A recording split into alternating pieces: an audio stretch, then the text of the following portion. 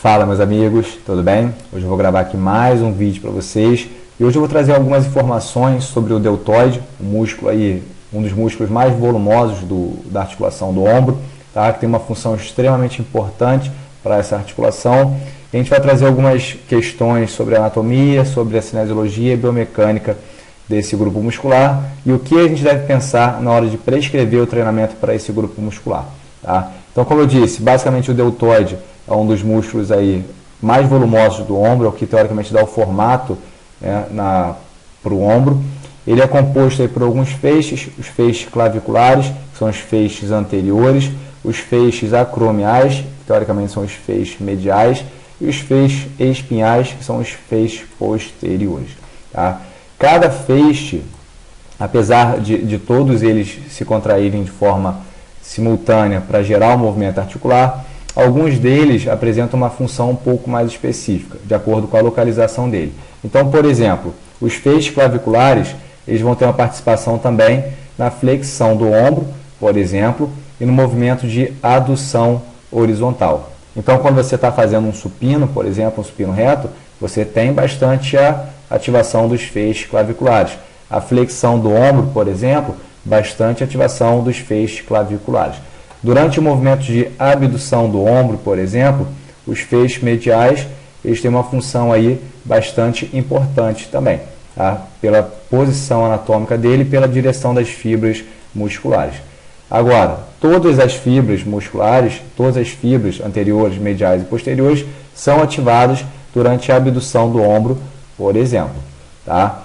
E as fibras espinhais ou posteriores, ela tem uma função importante, tá, no movimento de extensão e no movimento de abdução horizontal.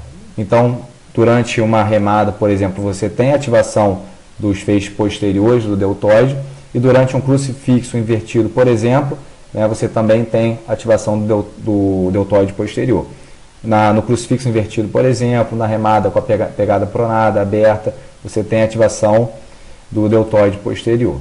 Tá? Então, o deltoide, né, ele tem feixes anteriores que fazem flexão do ombro, participam da adução horizontal do ombro. A gente tem os feixes acromiais, né, ou mediais que participam fortemente da abdução do ombro, tá, junto com os outros feixes também. E a gente tem os feixes espinhais ou posteriores que participam aí da abdução horizontal do ombro e também da extensão do ombro.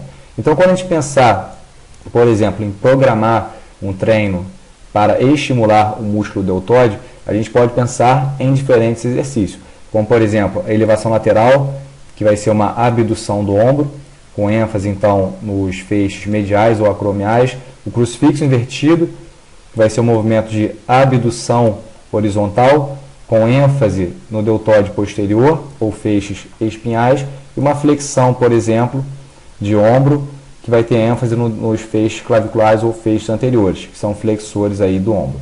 Tá? Então, pensar em programar um treino para o deltoide é pensar em recrutar todos os feixes de forma aí otimizada.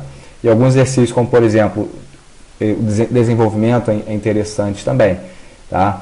Agora, existe uma questão que a gente deve se preocupar em relação ao músculo deltoide, é em relação ao volume de treinamento para esse grupo muscular. Por quê? Como eu disse, o deltoide, de uma forma geral, ele vai participar de grande parte dos exercícios para membros inferiores, para membros superiores. Então, por exemplo, durante um supino, você tem uma ação muito forte dos feixes claviculares, tá, do deltoide. Você também tem ativação, por exemplo, dos feixes mediais ou acromiais. Tá? Durante uma remada, você também tem os feixes espinhais posteriores atuando, ou seja, durante grande parte dos exercícios, o deltoide ele é recrutado. E quando você vai, por exemplo, dividir o seu treino em A, B e C, e no programa A você faz peitoral, no programa B você faz dorsal, e no programa C você faz ombro, né, muitas vezes você tem um volume muito grande para esse grupo muscular.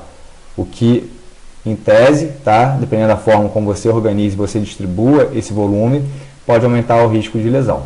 Tá? Então, o deltoide, como eu disse, a gente tem que pensar em recrutar todos esses feixes, anteriores, mediais e posteriores. A gente tem algumas boas opções de exercícios isolados para esse grupo muscular E a gente também tem vários exercícios que são multiarticulares que recrutam o deltoide, como eu disse, supino, né, as remadas, e por isso é importante ter cuidado com o volume para reduzir o risco de lesão com treinamento.